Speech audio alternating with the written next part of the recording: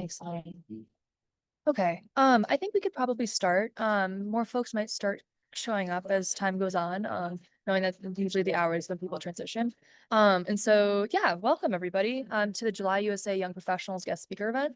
We're really excited that you all are here today, and we're looking forward to having an open conversation with each and every one of you. My name is Scarlett Schroeder, and before we get started, if you're interested in Zoom closed captions, they're available for anyone interested. You just click the CC at the bottom of the screen, and it'll turn it on. Additionally, if anyone's having trouble, you can reach out to Lauren, who's our membership leader, and she can help you troubleshoot. So this is our third ever guest speaker event. So we're still trying to figure out the best structure of it to make it as beneficial for those attending as possible. And so we'll start by going around the Zoom room and just sharing some introductions for the folks that are here right now. And anyone who comes in later can just drop their name in the introduction in the chat. And so as a reminder, this network is really meant to be a place where like you as a young professional can drive the direction. And so us as a leadership team are just really here to help move things along for our collective vision. And so, yeah, any feedback that you have would be really helpful. And so Rachel's going to drop just an email in the chat. If you do have anything you want to share, we're more than welcome to hear and amend as needed. And so, Rachel, do you mind going to the next slide? Okay. Oh, you can go to the next one. We'll do the introductions as well. Yeah, so our welcomes and hellos. As I've already mentioned, I'm Scarlett Schroeder. I'm an advisor for the USA Young Professional Network. My pronouns are she, her, and my role is mostly to just help coordinate and plan the execution of these different networking events as we ensure everything getting tongue-tied, runs smoothly as we pass the reins over to our next set of leadership team members. So I'll pass it on to Rachel. Hey everyone, I'm Rachel Paulson, pronouns she, her. I am the media co-chair, so all of the flyer, LinkedIn posts, emails, events, updates, those are coming from me, and love working with this group, love seeing some familiar faces and some new faces, and excited to hear from our guest speakers today. And I'll pass it over to Carol. Hi, everyone. Good afternoon or morning. My name is Caroline Ibarra, and I'm being onboarded as the membership and presidential co-chair as of the YP network. My pronouns are she, her, and I'm starting to step into both the roles of growing the network by conducting outreach to various chapters and also doing some event and network coordination. And I will pass things over to Celia. Hi, I am Celia. My pronouns are she, her. You'll get to hear me talk a lot later, so I'll try and keep this brief, but I'm also being onboarded as the community engagement and presidential co-chair. It's great to get to continue to interact with the young leaders, so thanks for joining today.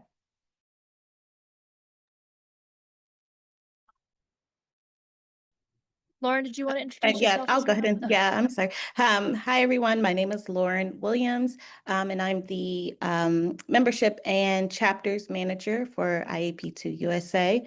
My pronouns are she, her, and my role within the YP network is to provide support within IAP2 and liaise with various chapters and help manage needs across different groups under the IAP2 USA umbrella.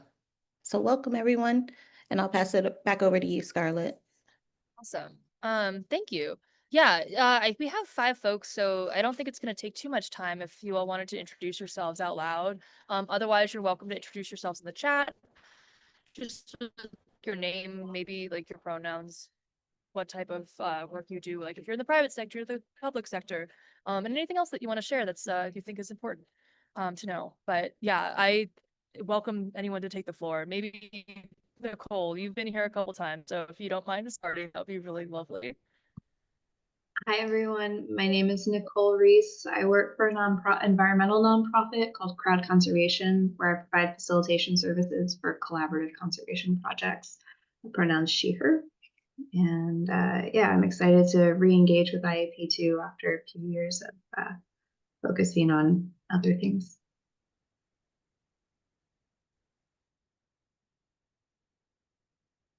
Laura, Logan, Taylor, Emily, anyone want to hop in? Thanks, Nicole. Yeah, I can go ahead. I'm Emily Salisbury. I'm the Public Information Officer for the City of Newburgh here in Oregon. I just joined IAP2 recently just to get some support resources and everything. So I'm excited to be here. Excited to learn from all of you. Awesome. Thanks for joining. Hello. Oh, I see Flora. Oh, go ahead, I'm so sorry. please. Hi, I'm Logan Garcia, pronouns he, him. I am the digital communication engagement specialist here at the City of Loveland in Colorado. Great to meet you all. Amazing. And yeah, we're seeing Flora and Taylor introduce themselves in the chat. So Flora is she, her, and she works at a state environmental regulatory agency. Amazing. We love that. And Taylor Curtis is also she, her. She manages here at RTD, the public transportation provider in Denver, and is involved with IAP2 and encouraged to hop on this meeting. So yeah, we're really grateful that all of you are here. And yeah, just looking forward to continuing to build this network with you all. So before we do presentations, we also just wanted to share any upcoming events that might be happening that you all could also get involved in that our network is doing. Oh, next slide, please. So basically, this is the guest speaker talks. This is the third one that I had mentioned, so they're still kind of ramping up. But basically, we have a couple other ones where we have cups of tea, which are basically just very informal networking events where people can come together, connect, network, share journeys and triumphs, or any roadblocks that might be happening to them as like young professionals in the P2 space. And we've been doing these quarterly, so just keep an eye out. I think our next one will be in November. So we're a little bit skipping just because of the North American Conference, but that is one of our next upcoming things, which is an in-person event that we do every year at the North American Conference. We do usually a like small event, and then we do some sort of like networking outside of the conference itself, where like folks will go get drinks or like dance or do something, just so that we could all bond as young professionals. And we would love feedback on what you are looking forward to doing with that as well. We have a scholarship program actually for the North American Conference. I believe that might be closed now, but if not, please let me know. Basically, this is a pilot program that we've started where if you need financial assistance to come to these events, especially the in-person ones, this is a good way to do it. You basically just apply and we will go through and the same way that you would apply for any other young professional, or sorry, any other IAP2 scholarship, it would be the same process, but there is a young professional component to it. So you all might have a little bit of a leg up in that sense, just to encourage young professional turnout and involvement. The final one that we're looking into doing and trying to start this next year is the mentorship program. This is where young professionals can be matched with willing and experienced mentors who will foster supportive relationships to kind of deepen the development of the dynamics and flexible structure of things within P2, because community engagement is really exactly what it is. Like, we just have to learn from others around us, and there's many different ways to do it, but having a mentor there is always really helpful. And I've definitely grown a lot with the mentors that are in my life, and so we thought this would be something that was really helpful to have for others in our network, and just a thing that we can do to help connect folks even more. And so those are sort of the main ones that have upcoming. Rachel and Caroline and Celia will be sending out more information via all of the newsletters.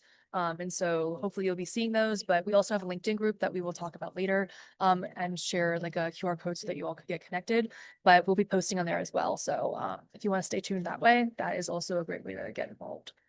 Okay. Next slide, please. So for the main event, we have Celia Kokonas and Caroline Ibira will present roughly 10-minute presentations, each touching on a variety of different points, but not really limited to like an overview of their jobs and sector, how they show up for P2 in their jobs, and some challenges that they might have overcome while being a YP in space, and potentially share some lessons learned as well. So we're going to start with Celia. Celia is from McCormick Taylor, and oh, sorry. Yeah, Celia is from McCormick Taylor, and then Caroline Ibira is from Arch Street Communications. And so public participation is a large umbrella that encompasses a variety of different sectors, yet we're still able to come together to encourage communities all the same. Our goal is to set up this guest speaker series to empower young professionals to elevate the voices of other young professionals who represent a variety of these different fields and experiences. And so we started this series as a highlight of our leadership team members, Rachel and myself, and we're interested in hearing stories from all. And so this network is truly about you again. And so we want you to feel encouraged and empowered to share your journeys as well. And so if anybody here wants to be a guest speaker at our next event, it'll likely be in the first quarter of 2026. Please reach out. We would love to highlight anything that you're doing and just hear about what experiences you have going on. And so it's going to be structured with a 10 minutes, 5 to 10 minute presentation, and then 5 to 10 minutes of questions and answers if anyone's interested or has anything that they want to follow up on. And so with that, I will pass it to Celia to share her journey more about her work in the P2 space. Thank you. I appreciate it. You can go to the next slide just to start because I'll probably just get started from there. So hello, my name is Celia Katakis. I am a communication specialist for McCormick Taylor. We're a transportation engineering consultant firm. Our headquarters is in Philadelphia, Pennsylvania, but I actually live and work in Fort Myers, Florida. So we have a hybrid work model, and I'm able to work on projects here in my local community and then also throughout the other 7 states that we have offices in. Just in case anyone's curious, these are Pennsylvania, New Jersey, Maryland, Delaware, Virginia, North Carolina, and South Carolina. We are looking to grow as well. So if any of you are ever working in those areas or anything, I'd love to connect because I do travel for those. So that would be great. But for the more fun and personal side of me, you can look to the image on the left of the screen. I love to be outside, stay active, and be near or in the water as much as possible. I grew up as a competitive swimmer, but now my hobbies consist mostly of reading, thrifting, and I have 3 cats. So that takes up quite a lot of my time as well. But in terms of what I do professionally, I work to support clients by conveying the vision and value of different projects to public audiences. So my clients can be counties, municipalities, energy companies, metropolitan planning organizations, state departments of transportation, transit agencies, turnpike authorities, universities, things like that. So depending on the project, my involvement can occur anywhere from the planning phase through the construction phase. Sometimes we start that process at the beginning. Sometimes we jump in the middle. It really depends on the client and their needs. So depending on the project, since my involvement can occur anywhere within there, we try and make sure that project goals, delivery methods, and milestones are clearly communicated throughout. We want to make sure we have that understanding with the client and make sure that we can develop resources to align with the specific community needs.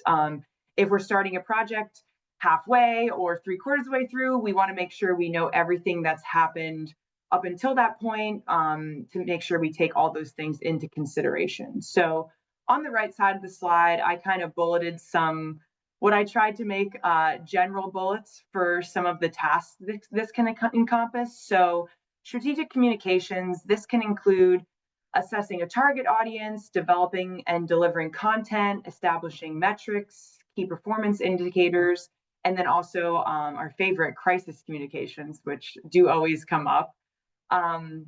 Throughout public and stakeholder engagement, which can be statewide, regional, project specific, it depends. This outreach, again, occurs during the planning, design, and construction phases. And depending where we're starting, if it's at the beginning, we like to conduct community context audits, identify those stakeholders, and then throughout the project, there will be different in-person, hybrid, or virtual events. So it's important to see what's best for the community and then find the right fit there. We also do a lot of work throughout all of our projects with federal, state, and local officials. This is something that we find to be very important when it comes to building those stakeholder lists and getting that high level understanding of a community before going in on the more personal level.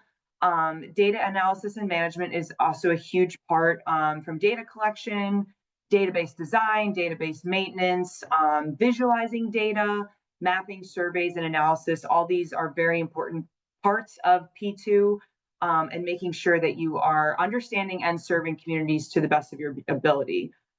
Media coordination is also big, public relations, digital content, analytics and reporting, making sure are we reaching who we need to reach? Are we doing it the best way? What is the feedback? Things like that. So you can move to the next slide, please. Why do I work in public participation? The short answer would be people, but to go back in time just a little bit, I've always known I wanted to do something to help people, wasn't sure exactly what. I was way off when I was a senior in high school. I originally went to college to be a physician assistant. I did about one semester of that, realized the science route was not exactly for me. But after doing some exploring, I first found public relations and then marketing and business management, and kind of combining all of those and then getting some real world experiences helped lead me to P2 specifically. When I graduated college, I did a year of service with AmeriCorps in my local college town of Erie, Pennsylvania, which I loved. I learned a lot during that and made some great connections and would highly recommend it to anyone who's ever interested. And then I became a communication specialist for McCormick Taylor. While I never originally thought I would be interested in transportation engineering as a specific field of communications, I have found it to be super rewarding and a really interesting way. I never realized all of the public participation actually that went on behind the scenes in a lot of these projects. So I've been able to learn that and then also help to support people and communities in a way I've always wanted to. So this commitment to advancing important plans and projects is all in the hopes to benefit communities and improve the overall quality of life. A lot of times we do have to balance client needs and expectations with community needs and expectations. So that can be interesting, but a lot of times the clients we work with are always looking for the best interests of those communities. So that has been very easy to do. And for every project I work on, I try to foster a positive and productive dialogue between the clients and community to make sure that everything's on the same page and there's mutual trust and understanding. You can move to the next slide, please. So for challenges, the first one is definitely conflict resolution. I remember holding my very first public meeting. I was very taken aback by the amount of disgruntled community members. For this particular project, we were taking down an old bridge and replacing it with a new one. So I thought, what could possibly go wrong? In this case and many other cases, I learned never to make this assumption. While a lot of feelings of unrest within a community can be handled with open, honest, and clear communication from the start of the project, sometimes you get involved with the project down the road and need to do the best you can to mitigate those feelings, or the community just isn't happy with the solutions you're able to provide, but you need to do the best you can to make sure everyone's voice is heard and that their opinions are taken into consideration as much as possible throughout the process. So this kind of connects me to the next one, which is limited time and resources. Oh, sorry, the next bullet, not the next slide. Thank you, though. So with limited time and resources, oftentimes when a client brings us on board, there is almost always a strict budget and a quick turnaround time. So I've learned to be as creative as possible within these constraints. Sometimes it can be frustrating when you see what you could have done for a community or could do for a community if you had more time and money, but we have to do the best we can to meet the best results we can within those constraints to make sure the client and the community are as happy as possible. Another big challenge for me in particular is engaging directly with communities, mostly because of my hybrid work environment. I am located in Florida, but then work on projects all along the Eastern Coast. So sometimes if I'm planning a meeting or creating content or outreach materials, I'm working with a community or for a community I've never even been to. So there's obviously research that can be done, but I found it really difficult at times to relate to and understand a community when I'm not actually there. For example, if we're doing a roadway project or there's construction detours we're discussing, sometimes if these were taking place in a community I was familiar with, you could provide that personal knowledge, give an understanding from when you've driven those roads or when you've dealt with that specific traffic issue, etc. That's just one specific example. But when that's not an option, I try to lean on my team members who are local to the area and then just try and take as many extra steps as possible to bridge that gap. Now you can go to the next slide, please. Thank you. So for recommendations, my first one would definitely be to ask questions. When I first started in the P2 space, I thought I was supposed to know everything, or at least acted like I knew everything. But with all the different terminology and industry standards, I found myself very lost at first. And honestly, even still now, like there's always things to be learning and always things to be improving. So once I started to ask questions, I found that people are almost always willing to support you in learning more. There have even been times when you ask a question and you realize, wow, that saved me a lot of time. If I had been trying to figure this out or made the wrong assumption, that could take you down a very difficult path. So there even are some instances where people expect you to ask questions. This has definitely happened to me. Someone's explaining something, expect me to ask a certain question. I don't ask it. They assume I understand it. And then there's miscommunication. So that being said, I truly do believe in the saying, there are no dumb questions.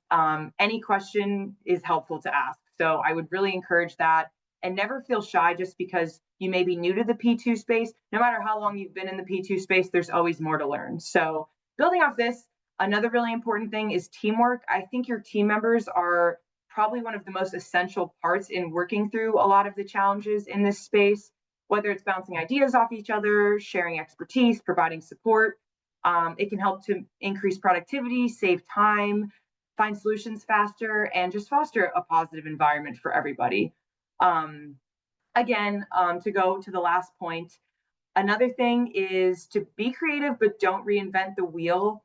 I think a lot of times, yes, it is great to be creative and come up with new solutions and be innovative, but there's also a ton of great resources out there. IAP2 has so many. I would also recommend checking the resources of your specific area. A lot of times your local areas will have all different resources out there that you can find with a simple Google search or by reaching out to somebody. Peer examples are great too when you're drafting deliverables. But in terms of any other recommendations, I'm definitely still learning myself. And I think one of the best tools is to network with peers. So I thank all of you for joining me here today. And I look forward to hopefully learning from you and your experiences in the future and seeing you at some other young leadership events. So thank you for your time. Thank you so much, Celia. Does anybody have any questions for her before we move on? We have about up until the 30 minutes, 30 after. For me, it's 10:30. I don't know where you all are located, but yeah, feel free to raise your hand or just put it in the chat. And if you need a little bit more time to think, we have another presentation that we can always revert back to.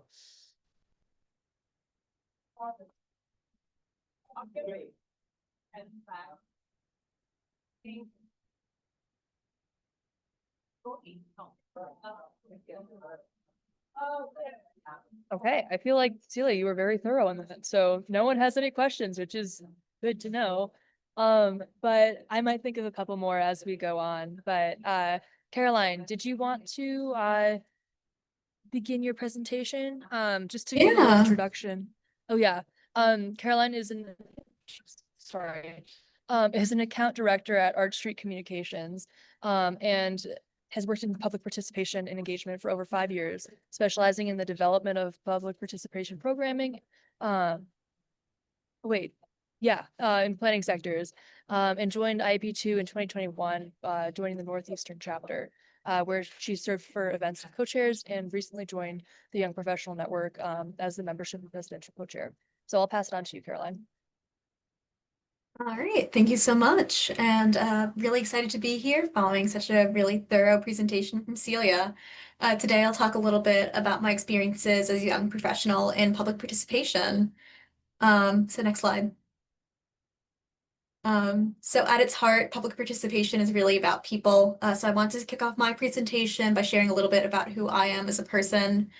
I grew up in New Jersey and moved to Philadelphia a couple of years ago to be closer to the network of friends that I made while attending Villanova University, which is in the suburbs of Philadelphia. I'm really close to my family, especially my maternal grandparents. So that's us on a family vacation. And when I'm not at work, some of my favorite ways to relax include running. That's me at the New York City Marathon last year, going to the movies, cooking, and spending time outdoors. Professionally, I first dipped my toes into public participation while working as a communications intern for a metropolitan planning organization during my senior year of college. Before that internship, I knew that I wanted to work in the transportation sector broadly, but my degree is in communication, so I wasn't really sure what the fit was going to be until I had that internship. After graduating, a couple of months after I graduated, an entry-level role at Archery Communications, which is a communications firm that specializes in public participation, opened up, and I've been there for about 6 years. It'll be 6 years this August. And in my role at public Archery Communications, a lot of my experience has been building and executing public engagement plans for transportation and urban planning projects. That covers a lot of the things that Celia mentioned in her project, doing public and stakeholder engagement, data analysis, media coordination, but really just getting the word out about ways to get involved in your communities. The picture on the far right is a picture of myself at a Young Professionals in Transportation meeting. A couple of us went to see the Phillies last year. And it's really been fun to not just get to know other public participation professionals, but also folks in the sectors that I work in. So next slide, please. A couple of the things that I want to highlight as far as my experience in public participation. On the left-hand side, I had the honor of developing a series of walking tours to explain a flood barrier system that was being built in Lower Manhattan. So that's my team and myself, getting people organized, so we could start the walking tour, and our project team engineers could explain where permanent structures would be developed versus where moving structures that could be raised at key points, but then hidden during other times could be placed. I organized a similar walking tour in a rural context, which is the photo to the far right. And I also had a really fun time traveling around New York State to coordinate a series of public hearings around a piece of legislature in the climate sphere. So that is the photo in the middle. Throughout all of these experiences and experiences that are not pictured, I think the best part about working public participation is that there's always something new to learn. And it's deeply rewarding to kind of meet community members, hear their range of perspectives about projects that are happening in their communities and will impact their lives, and really connect them to the information they need to share their input and also go about their day-to-day lives. Next slide, please. As rewarding as this work has been, it has not always been the easiest. There's definitely some challenges that I've faced in the public participation space. There's always a lot to learn, which is one of the best things about public participation, but that means you're managing a lot of information and trying to keep a lot of different things straight. The other part that I think was a bit of a learning curve was trying to take really complex ideas in transportation and urban planning and making them as straightforward as possible. And then lastly, there's lots of different ways to engage a community, which means it can be hard to pick the right one. So next slide, please. In trying to manage information, these are 3 tips that I've found most helpful. I'll bounce back to Celia's presentation when she's saying, as a consultant, sometimes you're working in communities you've never been in before. I've certainly experienced that. I work up and down the Northeast corridor in my role. So what I tend to do is I like to subscribe to local and industry news and pin articles that could be helpful down the road. Even if it's not directly relevant at that point, I've had things come up where, for example, I work in a community and there's a related project, but it's not the project I'm working on. And 6 months down the road, I'm able to look at it and say, okay, as I'm getting ready to talk to these people for the very first time about this project, this is what went right with that other related project. This is what maybe didn't go as smoothly on the other project. And these are things that we want to be mindful of as we're talking to people about this project. At the very start of each project, I think it's really helpful to establish a method of keeping notes and records that works not just for you, but also for the nuances of that project. I've definitely had to be flexible in my own note-taking and record-keeping skills to just meet the demands of individual communities and different team members that I work with. So I think just being flexible in the way that you keep records, but keeping very good records is very important. And on a related note, I think one of the tasks that can be a little overwhelming, especially as an entry-level person in public participation, is managing any public feedback. So my advice is just to document it as you receive it very promptly. So it's not, you know, this comment period has been open for a month and suddenly I have a month's worth of comments to sort through. Just going through it on a very periodic basis is definitely recommended. Next slide, please. The other, oh, I don't know what the font is so small on that, my apologies. But the other thing that was a little challenging at first was taking these really big ideas and making them clear to the general public. So when I'm developing a piece of content or getting ready for a meeting, the thing that I always ask myself and the thing that I ask my team is, can you answer the question, why does this matter? What are the tangible impacts of the project that we're working on or the initiative that we're talking about? And are there ways that we can make it very tangible and very clear? The other thing that tends to be helpful is metaphor in my experience. And as you're able to start building up a library of explainers or common metaphors that make sense, that helps make it easier. For example, I learned from somebody in the IAP2 Northeast chapter that a really good way to just explain certain design processes is as if you're getting ready to move to a new home. So at a certain phase, you might be ready to, you have the town you want to live in and the number of rooms you're looking for and nothing else. But by the time you reach 60 or 70% design, you're getting a lot closer to these are the neighborhoods I want to live in. These are the amenities I'm looking for. I'm down to 2 or 3 options. So I think as you come to start to get some more storytelling, that helps make things a lot clearer to people because you're relating it to real world examples. And then lastly, I think this is something that they really stress in school, but I didn't notice how important it was until I was in the real world. Read your work back to yourself to make sure it's as clear as possible. Something I do a lot is I'll like use the speech to text or text to speech tool in Word to just hear what I've written out loud and see if it makes sense spoken back. I'm also a big fan of Hemingway, which is a tool that runs your speech through a readability test, and it will tell you what grade level your work is at and trying to bring it back to a level that's really clear and easily understood. Definitely recommend that one. And then for my last slide, the other thing that I think is really important is making sure that you have the right formats. So right at the start of the project, it's important to have a clear understanding of what feedback the project team is looking for.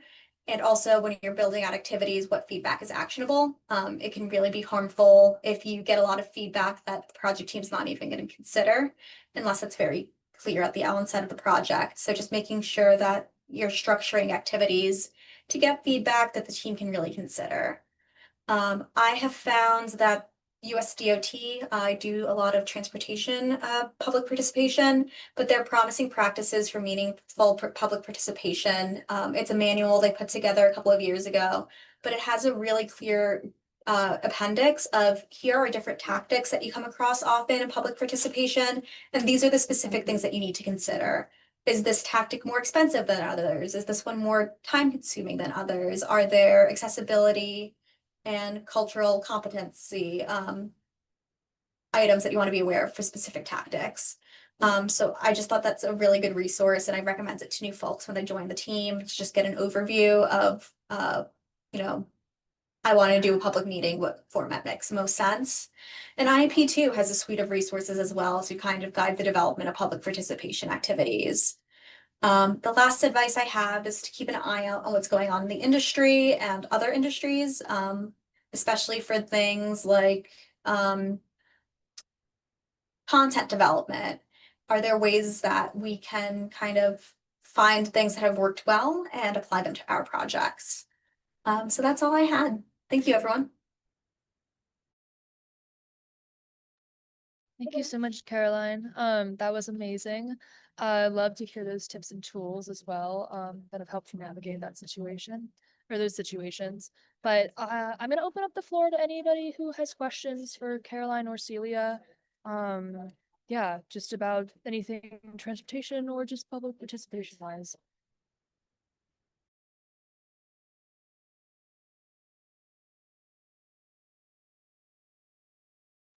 Also, feel free to come through via chat or just out loud. So I'm going to give you a moment to type if you need to. I've got a question for either guest speaker. Something that's been coming across with some of the environmental folks that I work with is people have been struggling to deal with misinformation, and especially folks who try to engage in the public participation space with an agenda to try to stop or tear down the community project. And so, do either of you have any suggestions or tips on how to not combat misinformation, because a lot of times that just bogs things down trying to refute misinformation. But how do you kind of get past that in a public engagement space, if that makes sense? And I'm happy to clarify. I can go unless you wanted to, Caroline. Definitely take it away and I'll jump in after. I have a tendency to accidentally cut people off on Zoom when I don't realize they started talking. But I wish there was an easy answer to this. I have definitely had this same problem before. I feel like one of the best things you can do is make sure that you're really making it clear what those, I guess, best and most reliable sources of information are. For example, a experience I had once was we would send out these mailers to door by door to these community members to let them know about things. Someone made a fake mailer and then started sending those out instead. So with like different information. So we had to combat that and try and come up with some, I guess, more secure and more trustworthy ways to get that across. Unfortunately, misinformation will always be around. There's no way to put a complete stop to it. But I think if you do the best you can to find out what ways can we engage with this community, that one is going to reach the most people to make sure that people are able to access this correct information and also able to tell that that information is correct, like through branding or anything you can do to make it known that it's coming from a reliable source. It's not just like a random Facebook post or, you know, different things that any member of the community could put across. I apologize, that's not really a clear set in stone answer, but this is definitely an ever-changing issue and something that I think is only becoming more prevalent as there's more and more ways to share information. So thank you for bringing that up. And if anyone else has anything to add, please do.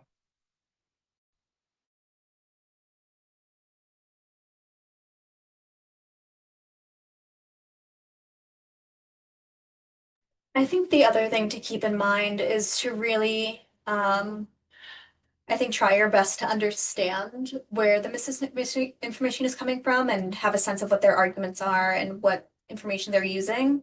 You're not necessarily going to be able to convince everyone that, you know, the information that you're using is not correct. I think some people are definitely going to be set in their ways and set in their opinions, but that's really helpful in just crafting messaging that is very clear and understands exactly where there's been misinformation in the past.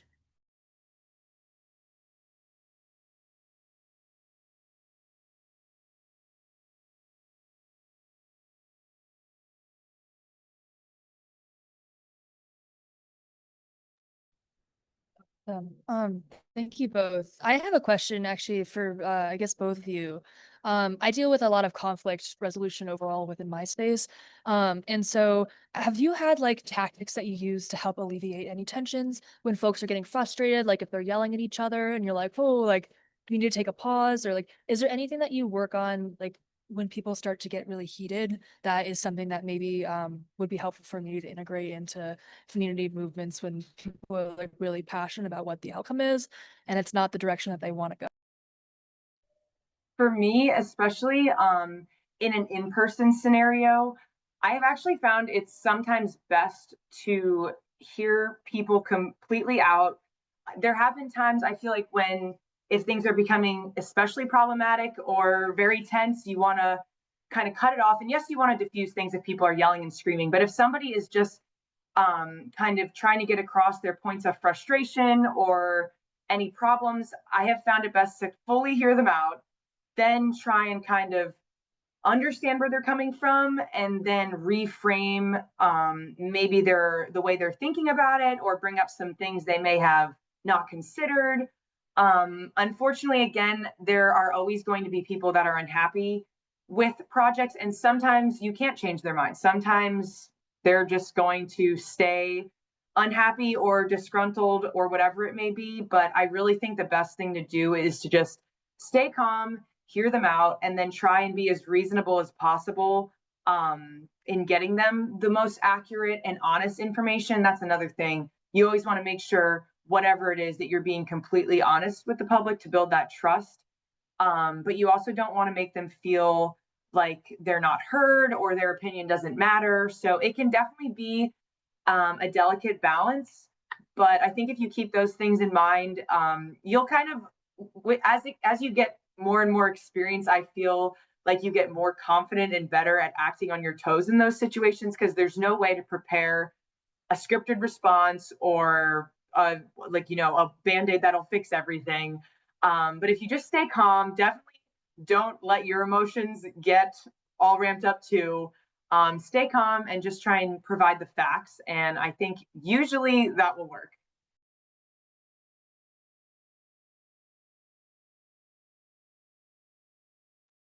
I think Celia said everything that I would have said. I think too, it's a little bit of an acting exercise, but like really, even though you're like, oh my God, like what's happening, keeping a really calm demeanor, cool voice is really important, keeping the temperature as low as it can be, and getting it to maybe de-escalate a little bit.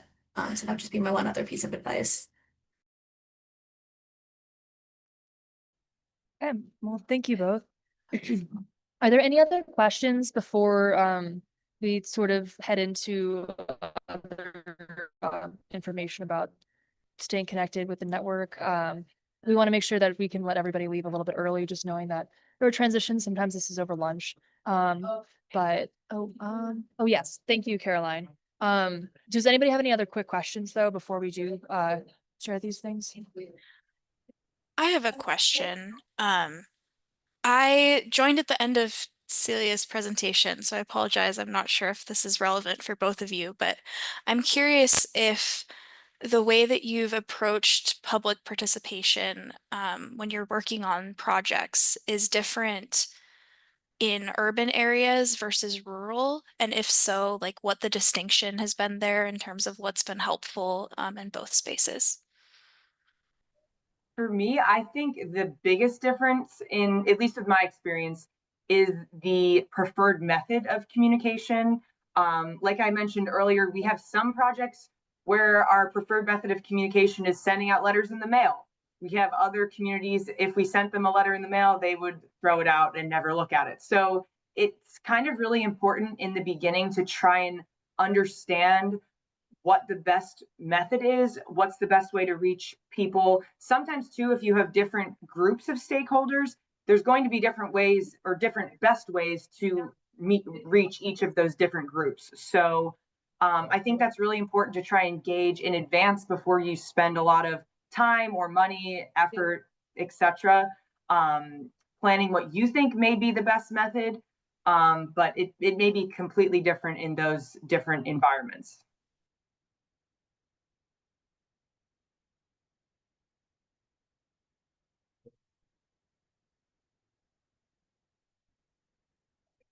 Caroline, do you have any? Yeah, and Celia kind of covered all of it. I think, my experience has also been the main differences are going to be in the way that you get the word out. I've also found, not just in rural projects, but regional projects, some of the shifts to virtual has been helpful. Just, in areas where things are more spread out, people might be more compelled to participate in a virtual activity rather than drive 30, 45 minutes to an event. But I think that's a pretty fair overview of the experiences that I've had as well.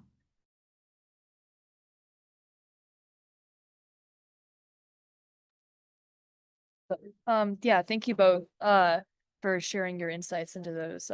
It's really important. It seems like a lot of folks are struggling with those engagement between the different urban and rural environments. Okay. If anybody else has any other questions, feel free to email them to the young professionals at IAP2USA.org. But just to give everybody a little bit of space, we wanted to share you can go to the next slide. A QR code for our mailing list and then also our LinkedIn page. We encourage everyone to sign up for the list just to follow our page and stay informed on what's happening. There are a variety of other ways to stay involved in the Young Professional Network, including attending these events or like volunteering with the network on the leadership team or joining a Slack channel. But if you log into both of these, those are the ones that are mostly updated, the email list and LinkedIn. And so I believe Caroline sent a link also for a LinkedIn group where you can share and post anything that's happening. So if you want others in the network to know, you can definitely get involved and update and promote your things that way as well. Is there anything else that anybody from the leadership team or honestly anybody on this call would like to say before we hop off? You're more than welcome to share your LinkedIn tags as well. We've done that a couple times at the end of it. So if you want to get connected with others and don't have their contact information already, I'll leave the floor open.